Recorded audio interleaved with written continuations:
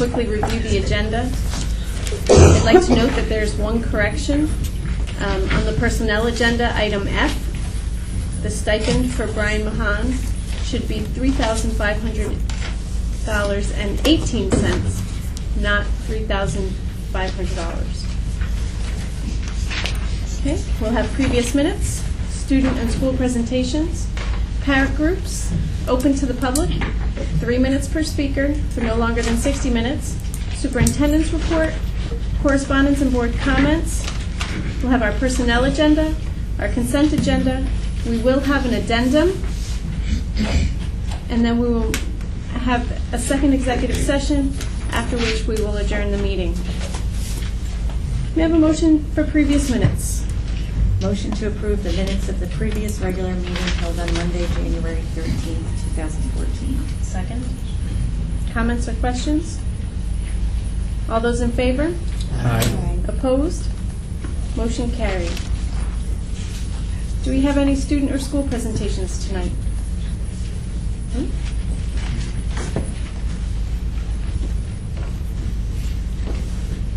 Good evening, everyone. Just a quick announcement. Next Wednesday, February 5 at 6:30, I'll present to the community forum on developing strategies to prevent student dropouts. So we'll do the presentation. Dr. Dort has sent invitations out to the clergy. I think we put it on the marquee at Madam Winifred Plank. It's running there. We'll do a robocall, and I just wanted to use tonight's forum to invite everyone that's watching the program, and of course we mentioned this already because it's such an important topic. Thank you. Can you tell us where? In the theater. I hope we have enough people to do that. I think it just lends itself. I mean, I hope to get a couple of hundred people there, and this is too tight in here, and so we're going to go into the theater. Thank you for all of your hard work on that topic. Thank you. Any parent groups? 6:30. 6:30 on the 5th. Any parent groups tonight? Open to the public. Who would like to speak?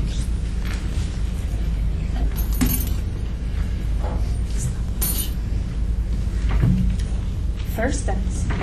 Thank you, Madam President.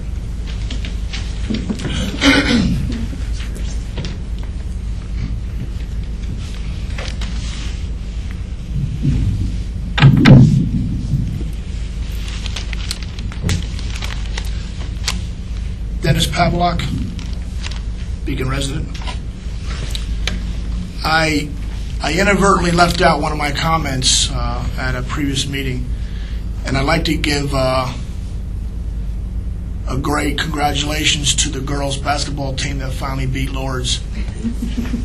and I say that with meaning of, as I looked at it prior years that we haven't beaten Lourdes, I looked at it as a process. Everything we go through is a process from beginning to end. We all know that. So it came as a shock that we beat them. I'm glad we beat them. We sent their tail between their legs. Anyway, congratulations to the girls basketball team on that. I'm here tonight again to talk about Common Core.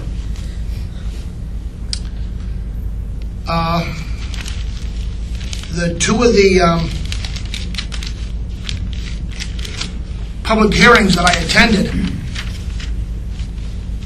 our assembly people listened to us, to people like me, and the thousands of parents, educators, superintendents, board members, about how Common Core puts a bad taste in our mouth. Now, on the other side of the aisle, here in Beacon, we have $176,000 for the hardware for Common Core to be implemented. But this is what the governor had to say in his State of the State address, January 21st, last Tuesday. Governor Cuomo said recently, State Board of Regents management of Common Core has been flawed. And to create a panel to quickly devise legislative recommendations to help fix the program. I hope we can.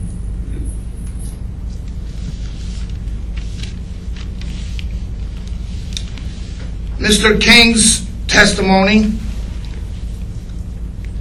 came from the same day that Assembly Republicans released a report on the Common Core rollout, calling on the state to stop the rushed implementation and properly evaluate the standards.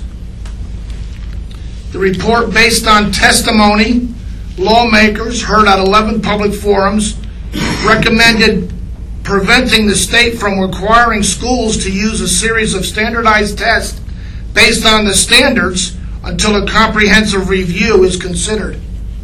Otherwise, the report recommends withdrawing from Common Core. I agree with this report. I applaud this report. And I hope we do the same thing here at Beacon. The same thing too. Put it in the desk drawer and leave it there. I also have another comment unrelating to what I've spoken about. As residents and parents and people come up to this podium, we have your undivided attention. Some of your board members are not giving me that. I'm going to be a nice guy tonight and not call them out on the red carpet on that. I find it disgusting when I stand up here at a board meeting and I have members engaging in conversation, not listening to what I have to say. I have a problem with that, Madam President, and everybody else on this board as well. I give you my undivided attention. I expect the same from you. Thank you very much for your time.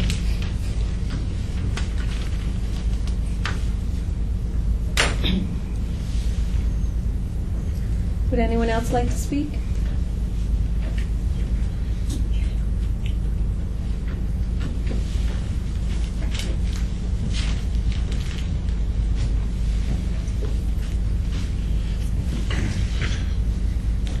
Chancellor, resident. First, I'd like to say at the last board meeting, I had made some insight commentary about the high school here, in terms of some of the classrooms and lack of technology. I'd like to clarify by saying that in no way, shape, or form do I put that on Dr. Sieverding. I know he's done a fantastic job since taking over the reins here. This has to do more with central office and previous administrations as to the fault on that. Moving along is it is stated in your minutes, in the agenda from last week, that in your minutes you would the approved agreement for the addendum of agreement between the board and an employee would be incorporated by reference in the minutes of this meeting, and I don't see that reference in your minutes. So either what was said here was misleading or it was inadvertently left out. Moving along, Dr. Dorwood, I was wondering if you would be kind enough to explain what is meant by standard measurement for the Affordable Care Act, Resolution 12714B. Part of what's going on there under the Affordable Care Act is that we, not just our school, but businesses and other public entities have to clearly identify the measurement that we're going to use relative to the amount of time that an employee works. So we're attempting to get in alignment with the Affordable Care Act. And Anne-Marie Anne-Marie, if you want to expand on that a little bit. My understanding from the resolution is it just sets up a look-back period because we have to determine based on the minimum number of hours that an employee has to work based on the Affordable Care Act. So the resolution just sets up the look-back period to when we can look at how many hours a person works. So will that have impact on their medical plan?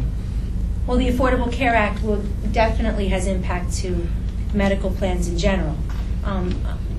We're working now towards a January 2015 start to the Obamacare Affordable Care Act. The district is looking at now how that will financially impact the district and how it will impact the employees of the district. And what about To retired? answer your question, yes, the district is required under the Affordable Care Act to offer health insurance to employees who meet a full-time definition under the Act, and it's employees who work average 30 hours or 130 hours a month.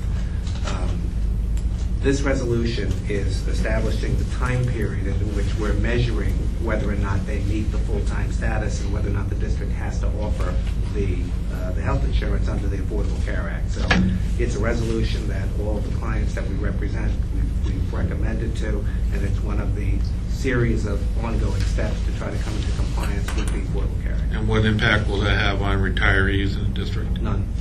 Okay. Dr. Durwood, can you explain what the purpose of having an additional conference day on April 22nd is? Yes. And if we exceed our snow days, will this day be reverted back to an instructional day? No, the districts are required to have 180 days of instruction. I understand that. Included, Yeah. because others may not. Included within that, you could have up to 4 superintendent's conference days. So really, it's 176 days of instruction, 4 superintendent's conference days, which gets you to the max of 180. Our calendar is built around 188 days. The previous administration had structured a calendar that had 3 superintendent's conference days scheduled. The reason why we're adding this additional day in is we participate in the region-wide grading for the 3 through 8 assessments.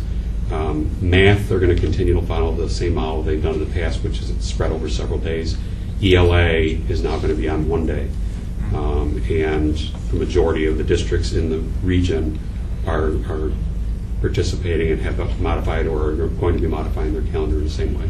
Okay, so I guess my point then would be, or my question would then be, this would actually be the 5th, No, 4th superintendent's conference day. Okay, it seems like it was more. I thought it was actually a 5th one, but regardless of the number. I know you're having one in March. Mhm. Why not have March be, as other districts have the one in March be for the high school faculty, and the one in April, on April 22nd, be for the elementary and middle school, so they can do this testing? Because at that time of year, especially at the high school level,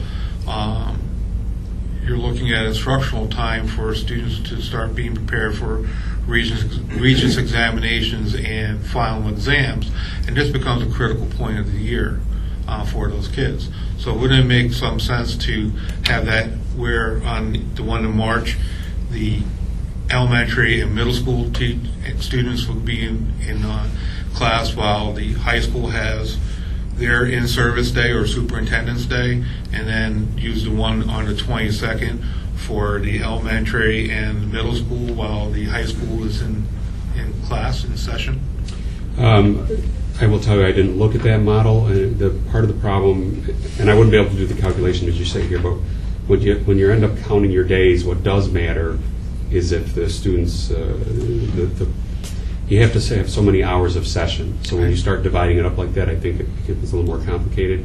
The other piece, which I think you need to be aware of, is we know that most of the elementary teachers and up through 8th grade will be involved in the grading on that day, but they have already notified us, and you can clarify, Mr. Tim, if you want, but more than likely we may have to make use of some of the secondary ELA teachers as well. So it's not exclusively an elementary. Okay, so do you have a professional development plan in place for the other high school teachers for that day? Well, if this day gets approved, yes, the intent would be for the remaining teachers, it would be used like a typical superintendent's conference day, so there would be training available on that day. Okay, I have 2 more quick questions here. Can you explain what the services we'll be receiving from Mr. Levine and what the cost is to the district? The cost, I don't have it in front of me, I believe it's $1,000 a day for its additional 10 days. He's actually done work for us over this past... What type of work? It's geared around the strategic plan goal to have the social and emotional development piece, so he's working in the various buildings, working with classroom teachers in support of that, and students. Okay. And finally, I know that the teachers and the administration, the administrators, their contracts are up at the end of June. Do you have a date when you start working on negotiations with the teachers and administrators? And when will you plan on starting that? And do you have a plan on how those talks might impact the district budget?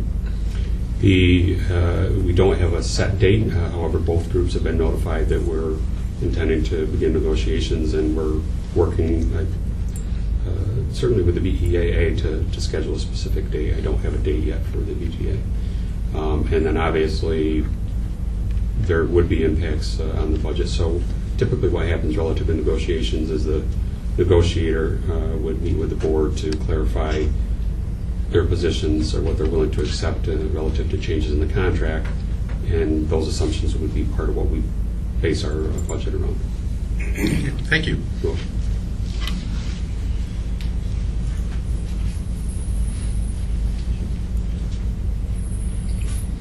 What are you doing with the jingle bells? I might have some pens, but she told me I'm not going to make too much noise. I think they can hear your pen on TV. Well, we can certainly hear it here. I didn't realize it's actually stimulating to me. Yeah, you thought it was what? Yeah. So, Kenya Gazan is my name. Before I begin, I would just like to define for all of you and everyone in the room the magnifying glass, right?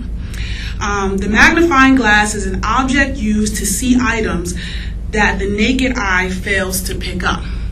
So I thought about this, and I thought about where this community is going, and I think that we don't always see what we need to see. We just see what's in front of us, and sometimes that can be problematic because then the points that's trying to be made aren't really heard because all you see is what's in front of you. So when I took the magnifying glass and I put it to some of the things that I was looking at, I saw things much clearer. So I would have purchased all of you guys magnifying glasses in different sizes, but I was running a little late, so I apologize. But the reason I bring this up is that the PTO and the PTAs and the BTA have taken out their magnifying glasses to pick up the issues and concerns that have kept this district from becoming all that it can be. I applaud the representatives of each of the buildings and the BTA for taking the matter of creating a strong foundation in this community. I believe that the collaboration of all the buildings joining together will come up with one mind and one sound and one body, creating what the district has placed as their goals in mind. The collaboration is pressing forward. I invite each member of the board and the superintendent, Dr. Dorward, and Mr. Tim, to our meeting that we are having this Thursday at 6:30 p.m. in the high school. I also invite you guys to purchase your own or bring your own magnifying glass as you try to get to the core of the problems and concerns of this community. Collaboration of the schools is one step that we all need to take. So I hope that all of you have placed on your agenda the meeting this Thursday at 6:30 to help us press forward in trying to see things much clearer and come to a better understanding. My second issue is to thank Dr. Seems there's a question. Oh, you like that? All right. No, where are you having? I'm sorry. We're going to be here at the high school in the, I think it's a community room at 6:30. We will have snacks on Dr. Dorward, so you don't have to cook anything. Change that since last week. Walmart. Dunkin' Donuts. That's right, Dunkin' Donuts. Dr. Dorward. No need to kill us off. We're trying to begin somewhere. Is that it? Anybody else have a question? I'll try to buy you a magnifying glass, I promise. The second thing I want to say is I want to thank Dr. Dorwood. I strongly try to bring up issues, and I also try to bring those issues to resolution. I am a strong believer in what Mr. Soltich is doing, although he is not putting any pressure on me at all, nor has he requested any of my help to try to get that sidewalk that would help him over at the middle school. However, Dr. Dorwood has been working with me, and I appreciate it, to try to get that done. So I just want all of you to know that it is still there, it exists, there's possible grant money, and the city will work with that to try to make that happen. I tried to reach out to Mr. Soltich today because I don't like to do things behind his back. I like to make sure that he's well informed, and so we played phone tag for today. So he's probably going to hear this here, but I'll try to catch him in the morning so he hears it directly from my mouth. The third thing and last is I don't really know what the TOSA is. It's TOSA, and I just wanted some information on that. The TOSA position that was posted would be related to the focus grant. So we had the two support, what I would refer to as the support positions. The term TOSA comes from teacher on special assignment, so it's because we initially would be looking to see if there's a teacher in district that would be interested in applying and then also meet the criteria. So the technical term TOSA comes from teacher on special assignment.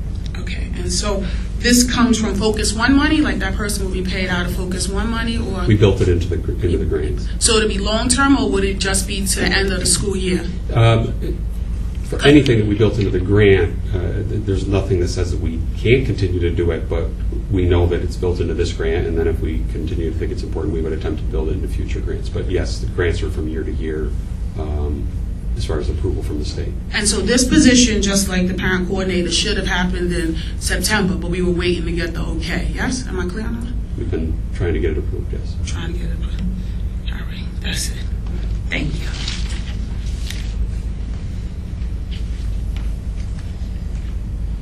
Anyone else? Okay. Thank you. Superintendent's report.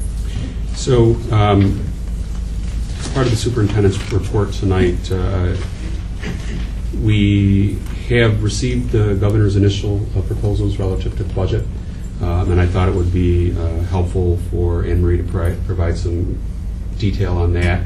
I think sometimes when you look at the numbers as they're presented in the paper and the news are a little bit confusing or misleading.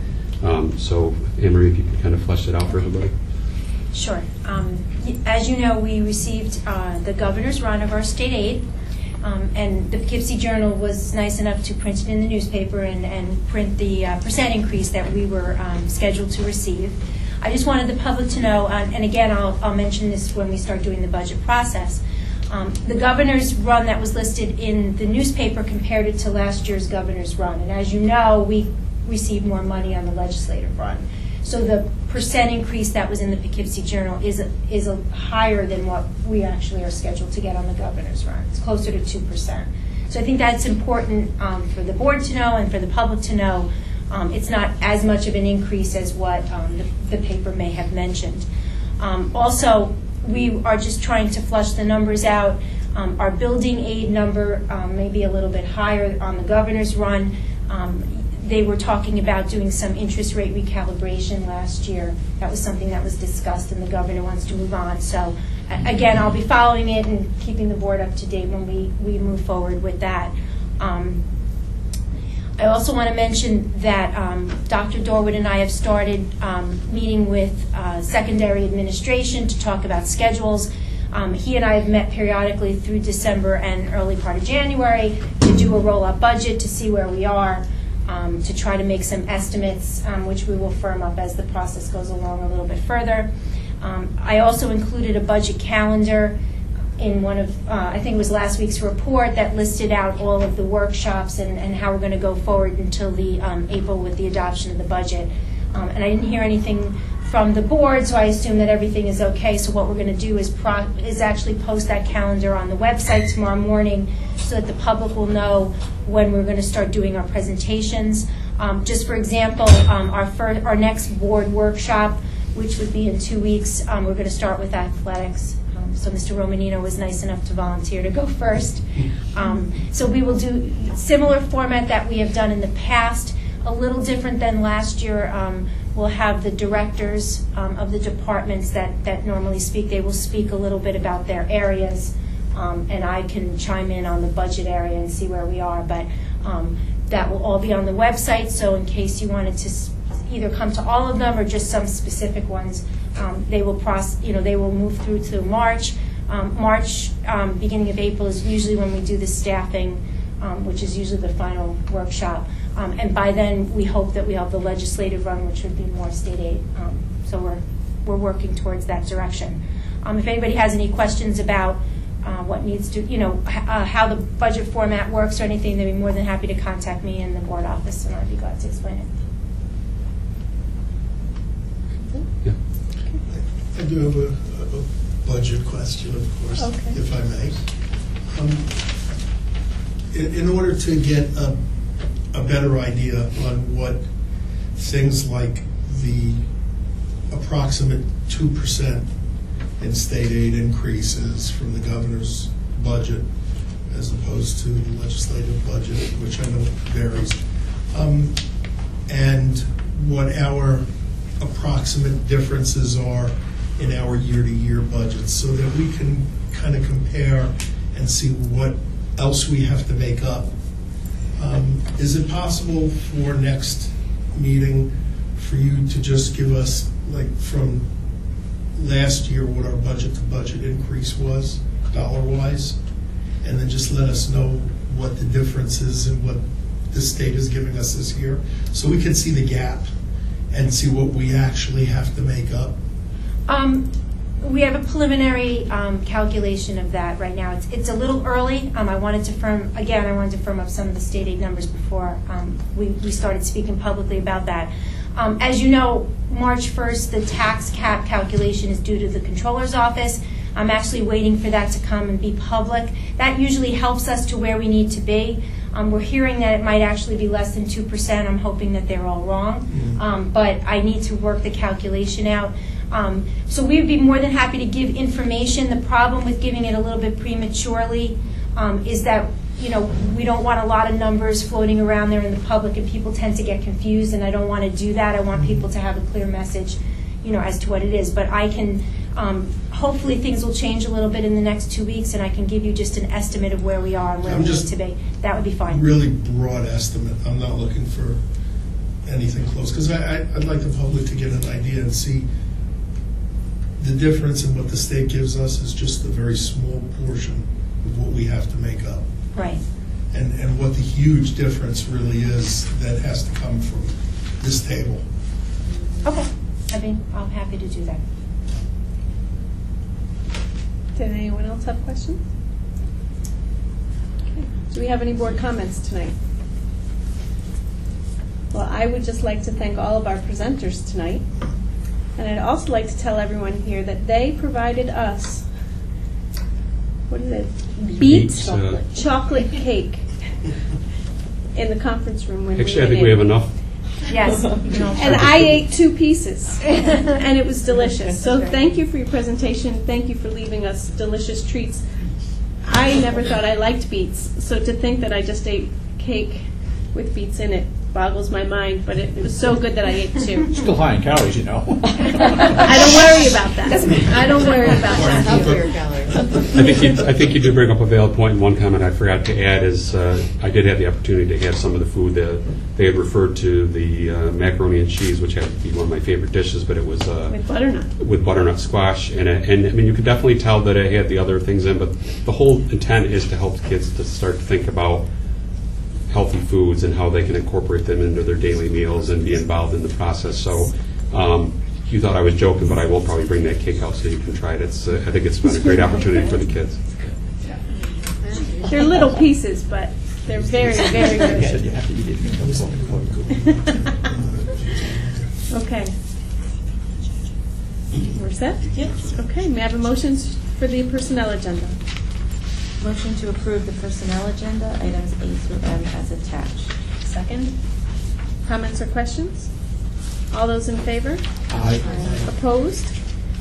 Motion carried. May I have a motion to approve the consent agenda? Motion to approve the consent agenda items 12.02 through 12.10. Second. Comments or questions? All those in favor? Aye. Opposed? Motion carried. May I have a motion to approve the addendum?